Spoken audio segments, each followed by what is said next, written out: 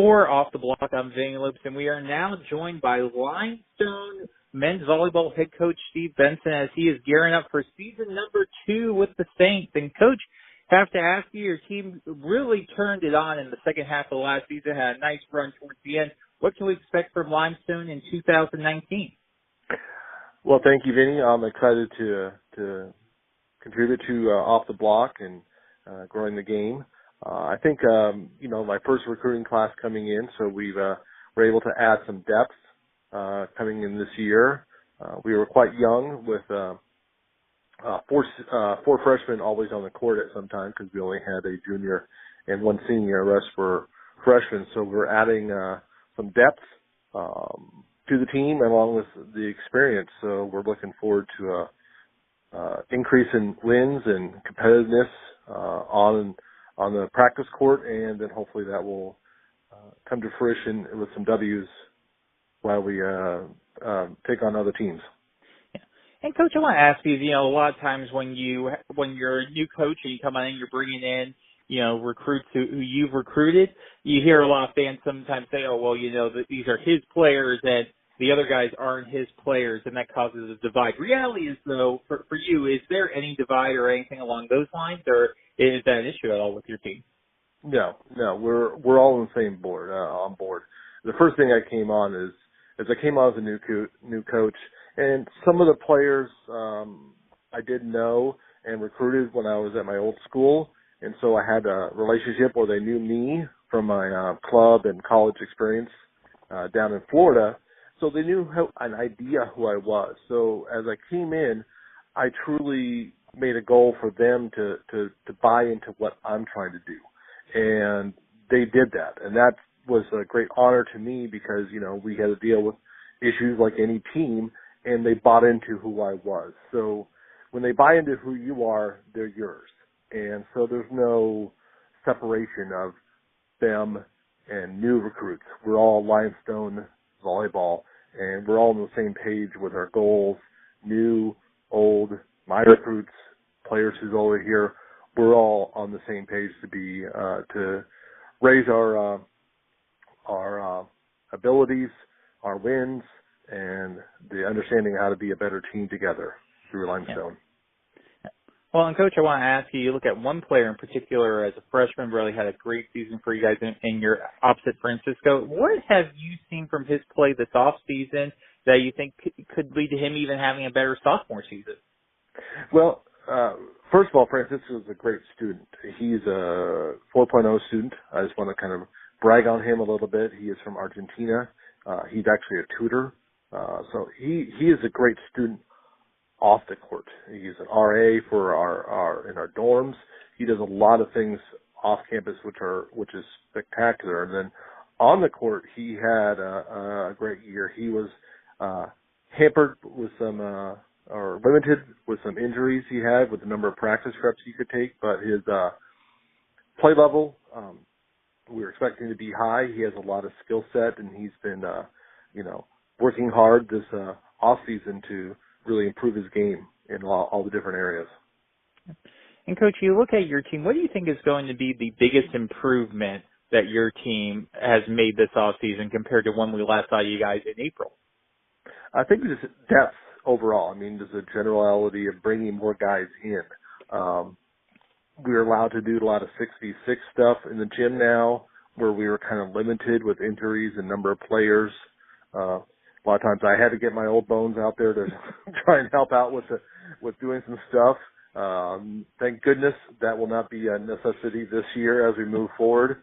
And that way we can really have that competitive environment, competitive culture, and of competing each day in practice and then carry that on to the matches as we compete against other teams.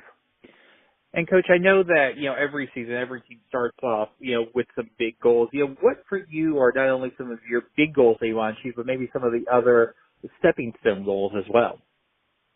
Well, it's kind of weird how we set this up through some reading.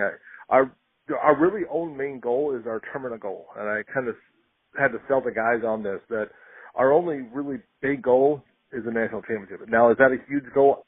Absolutely, that's a huge goal. But there's huge, there's big stepping stones along that way. I don't want to limit what we do. So if we do well in the conference, I don't want to say, oh, we did well in conference, then we go on. No, our goal is to win the national championship. But we know we have to take care of our team first and then our conference. And events like your tournament and other matches we have will prepare us for that. But, we take care of what we do in conference, give ourselves a chance to get into the tournament, and then hopefully we're playing our best ball at the end to see what will happen. And I want to ask you, for you personally, looking back at last year, what do you think was the biggest thing you learned about yourself or took away from the experience of last year, taking over a program? One, I learned a lot on the court and off the court. It was a big learning curve coming into the NCAA. Back again, I was at the D3 level, then NI, then now the Division 2 level. There's, just a big learning curve for myself coming in, starting in September, October. Kids were already here, so I had to really do a lot of stuff on the fly as we move forward.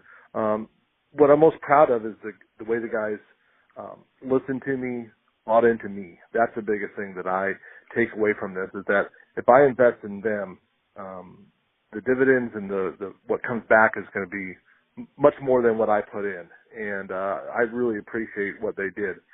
Our lone senior, Anthony Savage, we developed a great relationship, and we stay in contact today. He's coaching GA in a women's program up in Pennsylvania, and we talk every couple of weeks just about coaching and life, and that's the thing that I cherish from that, is that I hadn't been able to come to Limestone, and now I have Anthony as someone who looks up to me, and I can bounce ideas off him, and he's asking me about coaching, and that's a great reward beyond the wins and losses and whatever else comes from it. But those relationships past is what I look forward to and cherish greatly.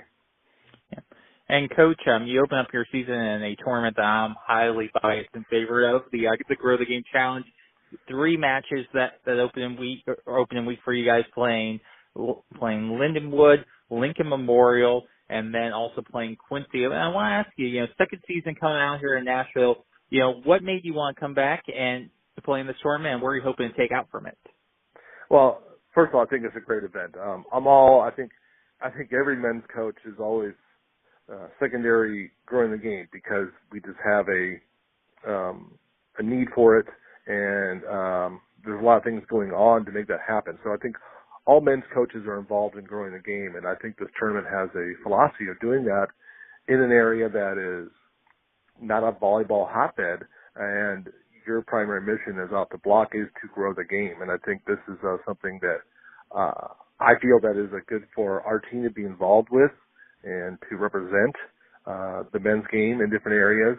And the competition that you're able to bring in has been tremendous. And Lindenwood, Quincy, I think MIVA teams, and then Lincoln Memorial being an independent team, they're great competition for us to start off with, and experience that kind of environment is great for the kids. The feedback from my team last year was like, yeah, we love this, and you did a great job running the tournament with the snowstorm that was coming in during that time frame, and then to bob and weave around different weather situations. I think it's a great event to allow the game to grow and be exposed to different people.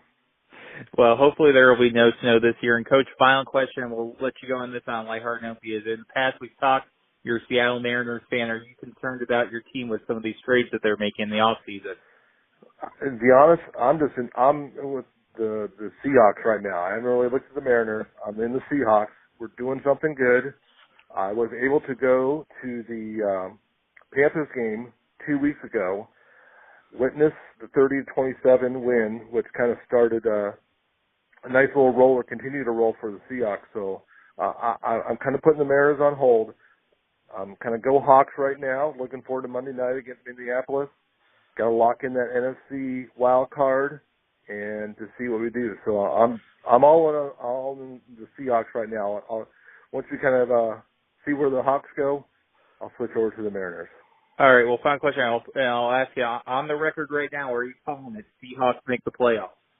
I'm calling it. They're in the driver's seat. Calling a win against Minneapolis. They're playing in Seattle on Monday night. It's going to be crazy, and I think they're on a really good roll. They got a good running game going. The passing game is great. They're starting Russell Wilson doing some great things, and defense is really locked in. Bobby Wagner is playing incredible football. So I go between the two. I don't know, but I'm excited to see what happens on Monday night. So no volleyball on Monday night. It's going to be Seahawks Monday night.